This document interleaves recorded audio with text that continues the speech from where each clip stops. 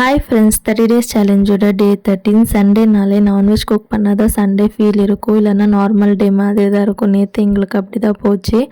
மார்கழி மாதம் அம்மா சாமி கும்பிட்றதுனால 9 நாளைக்கு நோ நான்வெஜ். மார்னிங் பிரேக்ஃபாஸ்ட்டுக்கு சிம்பிளாக ராகி தோசையும் அதுக்கப்புறமா கார சட்னி தான். ஆஃப்டர்நூன் போல் வீட்டுக்கு கெஸ்ட்டு வரதா சொல்லியிருந்தாங்க. அதனால சைட் பை சைட் மார்னிங்கே ஜவ்வரிசி பாயாசம் அண்ட் லஞ்சுக்கு தேவையான ப்ரிப்பரேஷன் ஒர்க்ஸ் எல்லாமே பார்த்துட்டு இருந்தோம். அண்ட் நானும் ஹஸ்பண்ட் கொஞ்சம் வெளியே போகிற வேலை இருந்துச்சு, அதனால் கிளம்பி போயிட்டு வர்றதுக்குள்ளே அம்மா லஞ்ச் எல்லாமே ப்ரிப்பேர் பண்ணி வச்சுட்டாங்க. கெஸ்ட்டுமே வந்துட்டாங்க.